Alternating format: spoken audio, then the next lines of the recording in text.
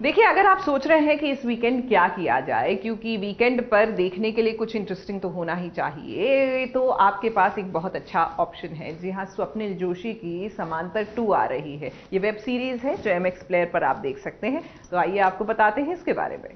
SBS originals में आज हम आपको मिलवा रहे हैं स्वप्निल जोशी से, जो अपनी वेब सीरीज समांतर का सीजन 2 लेकर फाइनली आ चुके हैं। जी हाँ, एक साल बाद स्वप्निल समांतर 2 के साथ लोगों को एंटरटेन करने के लिए आ चुके हैं और हमने उनसे इसी बारे में कुछ खास बातचीत की है। स्वप्निल ने हमें केवल समांतर 2 के बारे में नहीं, बल्कि उनकी हिंदी कंटेंट वापसी के बारे में भी कुछ जानकारी दी। मेरा फर्स्ट क्वेश्चन यही होगा, ट्रेलर देखा मैंने, बहुत इंट्रीगिंग ट्रेलर है, सस्पेंस थ्रिलर से भरा हुआ है। जब आपके पास सीजन 2 की स्क्रिप्ट आई थी, what was your first reaction like? आपका पहला रिएक्शन क्या था और आपको क्या लगता है कि ये वाली जो सीजन है वो पिछले सीजन से कैसे अलग होगी? नहीं, इनफैक्ट पहला रिएक्शन तो यही था कि वाह, कब शुरू करें। So I was waiting to start कि कब शुरू कर सकते हैं, कब फ्लोर पे जा सकते हैं। So that was my first reaction. And नहीं, दूसरा सीजन अलग नहीं होने वाला है पहले सीजन से। इनफैक्ट दूसरा season is the immediate continuation of the first season. So पहले सीजन में जो आपको थ्रिल था, या जो एंग्जाइटी थी, जो क्यूरियोसिटी थी, जो edge of the seat treatment था, वो सब कुछ आपको दूसरे सीजन में देखने को मिलेगा। बट उन सारे सवालों के जवाब आपको मिलेंगे जो सवाल हमने पहले सीजन में आधे और अधूरे छोड़े। आप अपना फ्यूचर देख पाते शायद कुछ साल पहले, तो आप क्या चेंज करना चाहते थे अपने फ्यूचर में? क्या चेंज लाना चाहते थे अगर ऐसा होता? अगर ऐसा हो सकता तो आई डोंट थिंक मैं मेरे फ्यूचर में कुछ चेंज करना चाहता, because I think my present is very very good, I am very happy where I am today. तो मैं कुछ चेंज नहीं करना चाहता। हाँ, मैं I think I would like to be the king of the world, but that's all right. I mean, that's for some other day. Swapnil, I also wanted to know, regional cinema को कहीं ना कहीं एक space मिल चुका है। How do you think things have changed इतने time में? I think it has definitely changed. I think a lot of international content is coming to India. इसलिए लोगों को आदत भी पड़ी to see content beyond your language. हमने money heist देखा, हमने नार्कोस देखा, ये सारे रीजनल शोज टेक्निकली स्पीकिंग। हम साउथ इंडियन फिल्म्स देखते हैं, वो हमारा रीजनल फिल्म्स फॉर अस। हम पंजाबी फिल्म देखते हैं, हम गुजराती फिल्म देखते हैं। सिमिलरली हम Marathi content, Bengali content consume करते हैं। So I think in the last 2 years of the pandemic people have got used to the fact of reading subtitles and enjoying content. फिर आपको भाषा समझ में आती है, वो आपकी भाषा है, आप वो भाषा सीखे हो या नहीं, it doesn't matter. So I think the world has opened to that concept, and that has helped a lot of regional content to come to the forefront.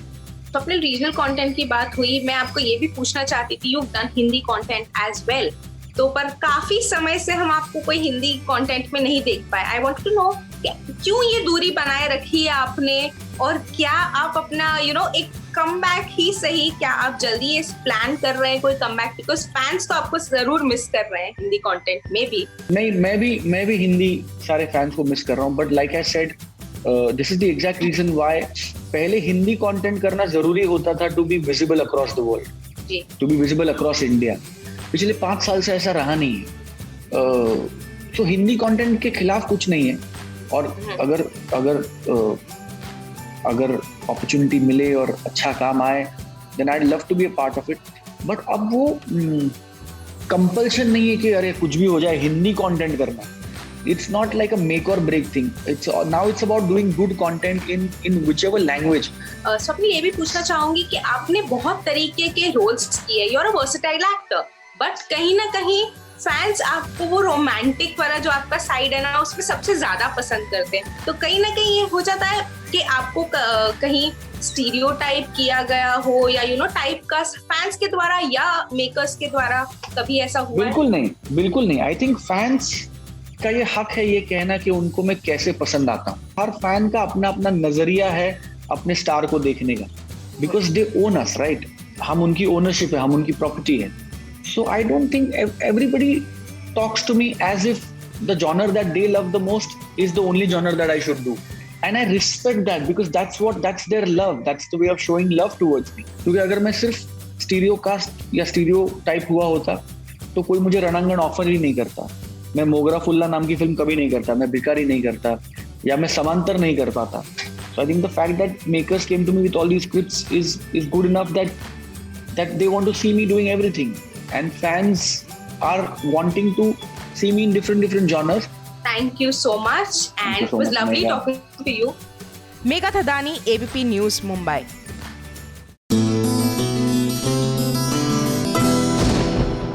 अक्सर कई गाँवों में हमने देखा है कि स्कूल में जब स्कूल ख़त्म हो जाती है या स्कूल में छुट्टियां होती है, तब स्कूल का जो कंपाउंड होता है या स्कूल का जो प्रेमाइसेस होता है वो शादी ब्याह के लिए रेंट पर दे देते हैं और वहाँ शादी ब्याह भी हो जाते हैं. लेकिन पहली बार सीरियल में देखा कि किसी जोड़े की शादी कॉलेज में हो रही है. जी हाँ, शौर्य और अनोखी की अनोखी शादी हो रही है, और वो भी कॉलेज में.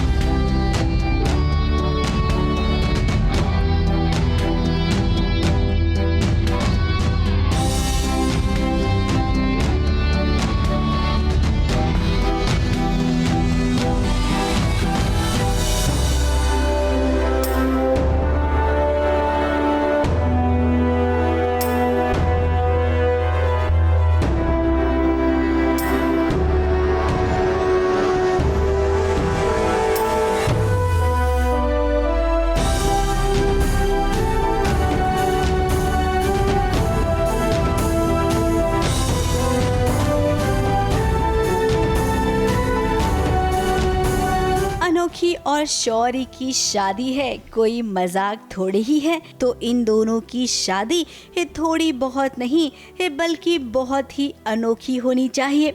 जी हाँ, अब शौर्य और अनोखी की शादी का वेन्यू बदल गया है.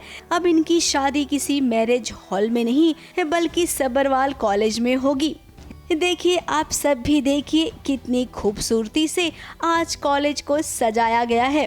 पहली बार ऐसी एक यूनिक एक्साइटिंग चीज़ होने वाली है. I think it's so out of the box. And हमारे यहाँ हमारी कहानी में जितना भी जो कुछ भी हुआ है, कुछ अलग करने की भी कोशिश की है, at the same time real भी रखने की कोशिश की है. वरमाला पहनाने के बाद एक गैप मिलती है जो अक्सर किसी सीरियल में नहीं दिखाते, बट हमारे सीरियल में शायद दिखाया गया. आफ्टर दैट ओनली सारे रिचुअल्स तो जितना नेचुरली करने की कोशिश कर रहे हैं वो आप देख ही सकते हैं. जी, एक्चुअली सबका प्लान था. शौर्य, आस्था, शान, everybody agreed on this plan कि हम वही जाके शादी करते हैं ताकि टाइम भी बच जाए, मुहूर्त भी ना टले. अब भाई इस कॉलेज में ही ये दोनों मिले थे तो शादी का वेन्यू कॉलेज से अच्छा तो हो ही नहीं सकता. बाराती बनकर भी आज कॉलेज के तमाम स्टूडेंट आए हैं. अब सच में ही कॉलेज में ये पहली शादी होगी. कहीं ऐसा ना हो कि इनके प्यार की छाप कॉलेज में पढ़ने वाले और भी स्टूडेंट को लगे और फिर इनके कॉलेज में इन्हें एक शादी हॉल भी बनाना पड़े. भगवान को साक्षी मानकर शौर्य और अनोखी ने 7 फेरे लिए. अब ये दोनों एक दूसरे के हुए, लेकिन इन्हें एक साथ देखकर शगुन को तो अभी भी जलन हो रही है. सब कुछ सिवाय मेरे. सिंस जब से शादी की चर्चा शुरू हुई है कि हाँ मैं अनोखी से शादी करूँगा, तब से मैं ऑन लूप एक ही गाना सुनती हूँ, अच्छा चलती हूँ, दुआओं में याद रखना, चलना मेरे यहाँ मेरे यहाँ. इस ससुराल में जब आएगी अनोखी ना तो भाई इस शगुन पूरा बदला लेने वाली है. यानी कि अनोखी के पति पर शगुन की अब भी नजर रहेगी. हाँ, शादी तो कर ली ना, शादी के बाद सबरवाल हाउस ही तो आएगी, और कहाँ जाएगी. तो I am waiting eight Sabharwal house. सारी कसर पूरी करूँगी अब मैं. अगर शौर्य बाय हुक और crook I will get Shaurya back. शादी कर ली तो क्या हुआ. है मुंबई से नेहा सावंत के साथ ABP न्यूज रिपोर्ट.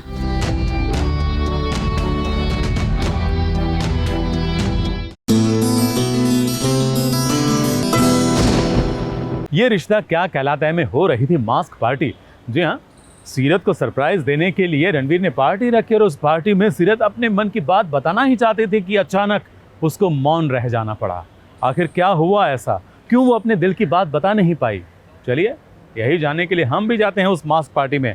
अपना वाला मास्क पहन के नहीं, उसके लिए वो आंखों पर जो मास्क आता ना वो पहन कर जाना पड़ेगा.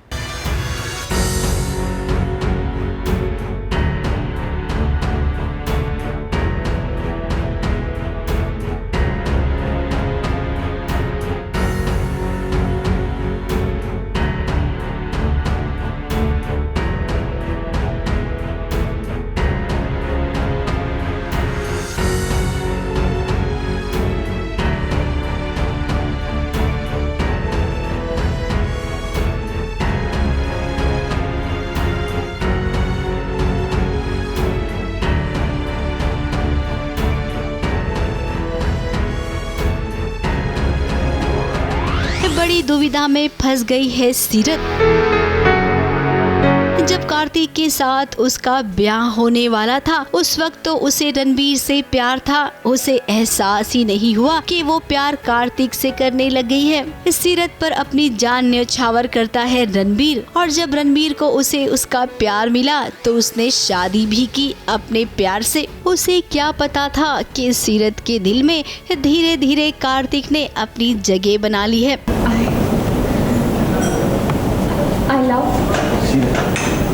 सॉरी अमरीश, वो तुम अचानक बोलने लगी, मुझे समझ में नहीं आया तुम कैसे हो, तुम क्या किया तो तुम रणवीर साहब इसको मुझे अपने मन की बात बता दो, उससे पहले मुझे मास्क बता। But I am really glad कि तुम रणवीर को अपने मन की बात बतानी चाहते। अभी प्लीज, रणवीर बहुत खुश होगा और सीरत मेरी कुछ बोल रही होती है वो कार्तिक को रणवीर समझ के उसे लगता है शायद आगे रणवीर खड़े हैं, तो वो कुछ वही बात है वो उन्हें बताने जा रही होती है, बट उतने में कार्तिक मुड़ जाते हैं और वो उसे पता चल जाता है कि वो कार्तिक है, फिर वो कुछ बोल ही नहीं पाती। फंसी हुई है, परेशान है। सीरत को रियलाइज़ हो गया है कि वो कार्तिक से प्यार करती है और अब वो रणवीर के साथ इस झूठ के साथ नहीं रह सकती और उसे लग रहा है उससे गलती हो गई है। इस पार्टी में रणबीर के सामने अपने दिल की बात रख दी सीरत ने। अब रणबीर ने कभी सोचा भी नहीं था कि उसके साथ ऐसा होगा। लगता है इस सीरत की बातों को सुनकर वो चक्कर खा के गिर गया।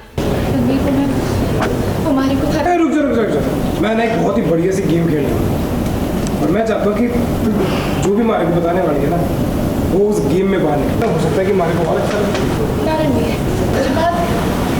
सबके सामने कहने वाली ना है। वो चाहती है कि वो उसे सच बता दे और फिर जो भी होगा वो उसे एक्सेप्ट होगा, और वो ये चीज़ कार्तिक को भी नहीं बताना चाहती क्योंकि वो ये नहीं जानती कि कार्तिक के मन में सीरत के लिए क्या फीलिंग्स हैं, और वो शायद उसे सिर्फ दोस्ती मानते हैं या जो भी है, तो वो अपनी फीलिंग्स उनके ऊपर थोपना नहीं चाहती। अब सीरत ने अपने दिल की बात कह दी है रणबीर को, तो ऐसा नहीं है कि खेल खत्म हुआ है, अभी तो खेल शुरू हुआ है, क्योंकि कार्तिक को पता चले कि सीरत उससे प्यार करती है उससे पहले इस सीरत के ससुर जी को पता चल गया है। अब ससुर जी बवाल तो मचाएंगे, इतना तो तय है। मुंबई से रुजेला फर्नांडिस के साथ एबीपी न्यूज रिपोर्ट।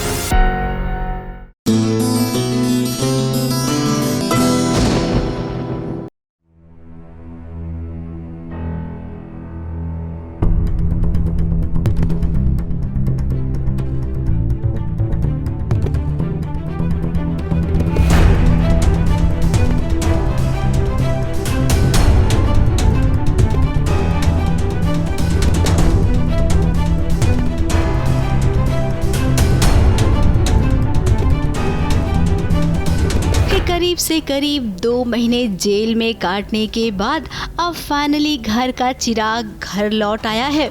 जी हाँ, कोर्ट ने करण को बाइज्जत बरी कर दिया है और अब वो अपनी पत्नी प्रीता के साथ घर लौट आया है। आफ्टर अ लॉन्ग टाइम हम जिस दिन का इंतज़ार कर रहे थे कि मेरे करण भाई कब जेल से रिहा होंगे, पूरा परिवार टेंशन में था कि उन्हें बेवजह मतलब फंसाया नहीं गया, लेकिन उन्होंने अपनी वाइफ के लिए इतना बड़ा सेक्रीफाइस दिया। ना प्रीता भाभी ने कोई गुनाह किया था, ना उन्होंने किया था, लेकिन एक दूसरे से इतना प्यार करते हैं कि दोनों एक दूसरे के लिए जेल जा चुके थे। तो अब फाइनली दोनों साथ में आ गए घर वापस, एंड भाई के आने के बाद it's a beautiful feeling for everybody. Finally Luthra family एक साथ है, खुश है और बहुत हैप्पी है। सो लेट्स जस्ट होप कि आगे लूथरा फैमिली के घर में खुशियाँ ही खुशियाँ आएंगी। अब इतनी खुशखबरी समाएगी कहाँ भला दादी के दामन में। जरा देखिए घर का चिराग जब चौखट पर पहुंचा तो कैसे आरती उतारी गई।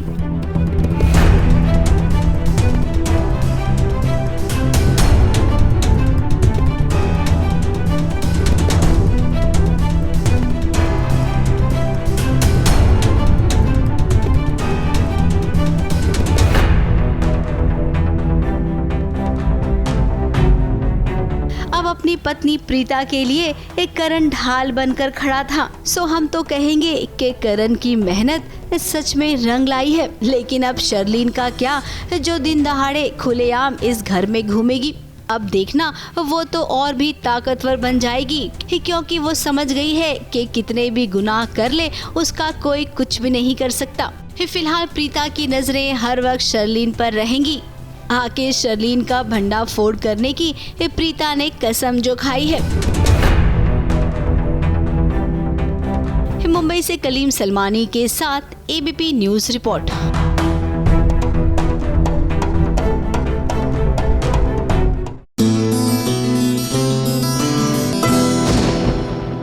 SBS ओरिजिनल्स की टीम को मिल गए अली गोनी और जैस्मीन, वो भी एयरपोर्ट पर, क्योंकि दोनों फैमिली के साथ जा रहे थे गोवा।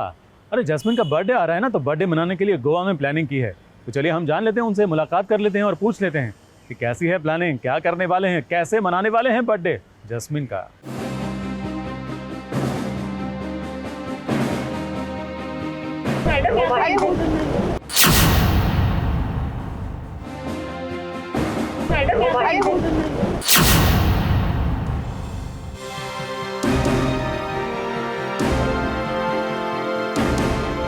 प्लान नहीं है, मतलब हमने ऐसे ही जा रहे हैं, अचानक प्लान बन गया।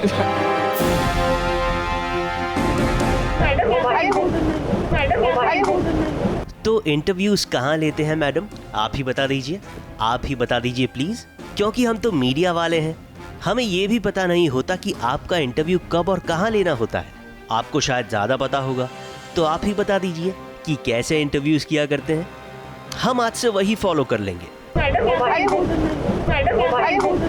ओ सॉरी, आपको तो सिर्फ एयरपोर्ट लुक के प्रमोशन के लिए तस्वीरें खिंचवानी है और निकल जाना है। वैसे दर्शकों को बता दें कि जैस्मीन और एली की बहन जा रहे हैं गोवा, जैस्मीन भसीन का बर्थडे मनाने के लिए। कोई स्पेशल प्लान नहीं किया है, बस ऐसे ही जा रहे हैं। सीरियसली कोई स्पेशल प्लान नहीं है। प्लान नहीं है, मतलब हमने ऐसे ही जा रहे हैं, अचानक प्लान बन गया। लेकिन जाने से पहले एली और जैस्मीन मीडिया को इनवाइट करना नहीं भूले। नहीं, अपने गोवा प्लान्स बताने के लिए नहीं, बल्कि अपनी सीक्रेट वाली सरप्राइज ट्रिप के शुरू होने की तस्वीरें खिंचवाने और व्यूअर्स तक पहुंचाने के लिए।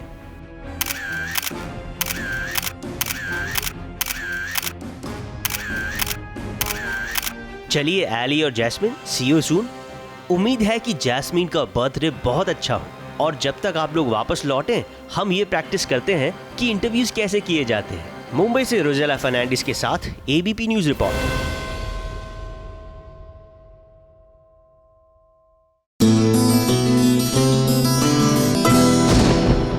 प्रीशा और रुद्राक्ष के बीच हो रही है लड़ाई। अब होनी ही थी, क्योंकि इतनी बड़ी गलतफहमी जो है, पहले कभी मोहब्बत हुआ करती थी, चाहते हुआ करती थी, लेकिन अब है नफरतें। तो नफरत के कारण दोनों के बीच लड़ाई तो होनी ही होनी है, लेकिन गलतफहमी बहुत बड़ी है। तो हम तो यही प्रार्थना करते हैं कि ये गलतफहमी दूर हो जाए और दोनों की चाहतें एक बार फिर लौट आएं।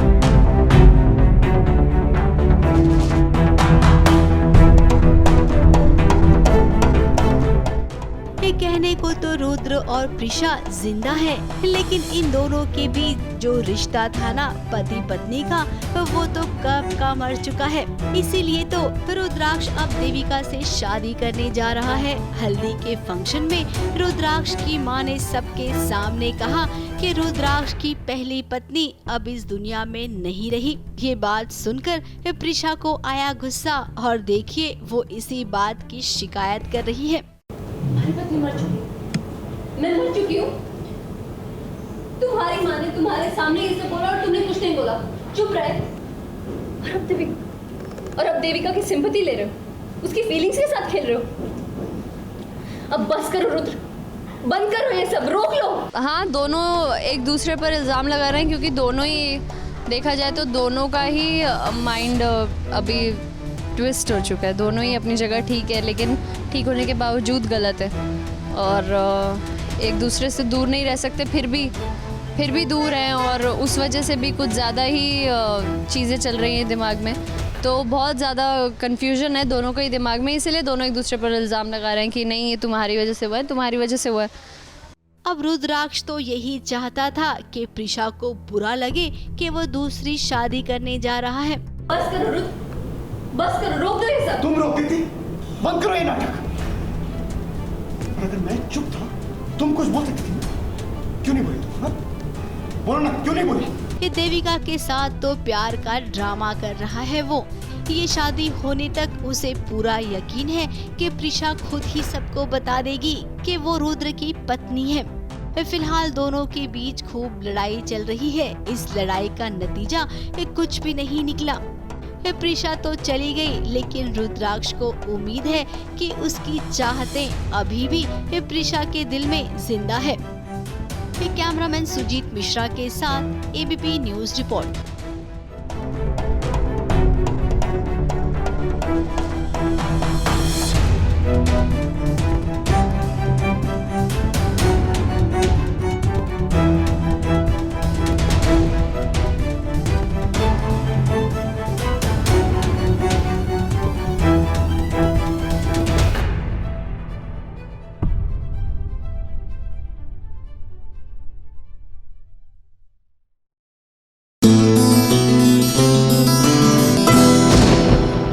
और अब SBS ओरिजिनल्स में आपको दिखेगा ओरिजिनल रिव्यू, वो भी रे का। दोस्तों कुछ कुछ चीजें करनी पड़ती हैं और कुछ कुछ हो जाती हैं। नेटफ्लिक्स की 4 एपिसोड की एंथोलॉजी वेब सीरीज देखकर आपको बिल्कुल यही लगेगा कि इसके साथ भी कुछ कुछ ऐसा ही हुआ है। महान फिल्म मेकर सत्यजीत रे की लिखी शॉर्ट स्टोरीज को नेटफ्लिक्स ने एक वेब सीरीज के जरिए पेश किया है। तो गाइस, हमने ये सीरीज देखी ताकि आपको बता सकें कि क्या आपको इस सीरीज को देखना चाहिए या फिर अपना टाइम और डेटा इस पर वेस्ट नहीं करना चाहिए। सीरीज की कहानियों में फॉरगेट मी नॉट पहला एपिसोड है जिसमें आपको अली फजल देखने को मिलेंगे। उसके बाद दूसरी कहानी है बहरूपिया जिसमें आपको के मेनन देखने को मिलेंगे। तीसरे एपिसोड में हंगामा क्यों है बर्पा के जरिए मनोज बाजपेयी और गजराज राव नजर आएंगे। और लास्ट एपिसोड की कहानी है स्पॉटलाइट जिसमें हर्षवर्धन कपूर देखने को मिलेंगे। इस सीरीज की सबसे बड़ी प्रॉब्लम क्या है ये आपको बताते हैं। तो उसमें नंबर 1 है इस सीरीज की नंबरिंग, यानी कि जो कहानी पहले आनी चाहिए थी उसको इस सीरीज के मेकर्स ने तीसरे नंबर पर डाल दिया है, और जो कहानी तीसरे नंबर पर आनी चाहिए थी यानी कि Ali Fazal starrer forget me not, उसे मेकर्स ने पहले नंबर पर डाला है। इस सीरीज में जो सबसे इंटरेस्टिंग कहानी है वो है हंगामा क्यों है बर्पा। अगर हंगामा क्यों है बर्पा पहला एपिसोड होता तो दर्शकों का पॉइंट ऑफ व्यू शुरुआत से ही अच्छा होता, लेकिन अली फजल की कहानी फॉरगेट मी नॉट शुरुआत से ही आपके पेशेंस की परीक्षा लेगी, और ऊपर से कहानी पूरी की पूरी प्रेडिक्टेबल है, यानी कि आपको पहले ही पता चल जाएगा कि कहानी क्या है और किस बारे में है और इसका अंजाम क्या होगा, और आप दिल से कह उठेंगे लेट्स स्किप दिस एपिसोड। उसके बाद के मेनन की कहानी बहरूपिया आपको पसंद आए या नहीं, लेकिन हाँ के मेनन की एक्टिंग और खास तौर पर उनका अलग अलग मेकअप आपको जरूर पसंद आएगा। एक्चुअली कहानी का असली हीरो मेकअप आर्टिस्ट ही है, लेकिन बावजूद इसके जब आप इस कहानी की क्लाइमेक्स पर पहुंचेंगे तो शायद आप थोड़े से निराश हो जाएं, क्योंकि क्लाइमेक्स वैसा नहीं है जैसा होना चाहिए था। लेकिन थैंक गॉड कि इस सीरीज में मनोज बाजपेयी और गजराज राव भी हैं। दोनों ने साथ में जो कमाल किया है काबिल तारीफ है। हंगामा क्यों है बर्पा के सीन्स एक से बढ़कर एक हैं, डायलॉग्स एक से बढ़कर एक हैं, और कॉमेडी टाइमिंग कमाल की है। सिर्फ एक घड़ी जिसे खुश वक्त कहते हैं उसके ऊपर की गई कॉन्वर्सेशन भी जिस तरीके से बयान की गई है उसे देखकर आपको लगेगा कि काश इस सीरीज से इस कहानी की शुरुआत होती। यकीन मानिए इस पूरी की पूरी सीरीज में सिर्फ यही कहानी अच्छी है और आपका दिल जरूर जीतेगी। और सबसे लास्ट में आता है रे का सबसे बड़ा डिजास्टर स्पॉटलाइट, जिसमें हर्षवर्धन कपूर है। बस बाकी आप खुद ही समझ जाइए। ये इतना अजीब और बोरिंग एपिसोड है कि आपको लगेगा कि आपने ये एपिसोड देखकर बहुत बड़ी गलती कर दी है, और ऊपर से हर्षवर्धन कपूर की एक्टिंग देखकर दिल से सिर्फ एक ही बात निकलेगी कि हर्षवर्धन आपसे नहीं हो पाएगा। ऑल इन ऑल महान फिल्म मेकर सत्यजीत रे की कहानी को बनाने की नेटफ्लिक्स की ये कोशिश नाकाबिले बर्दाश्त है और सिर्फ मनोज बाजपेयी और गजराज राव के कंधों पर ही टिकी हुई है। SBS ओरिजिनल्स की तरफ से इस एंथोलॉजी सीरीज को 5 में से 2 stars. Raj Dixit, ABP news, Mumbai.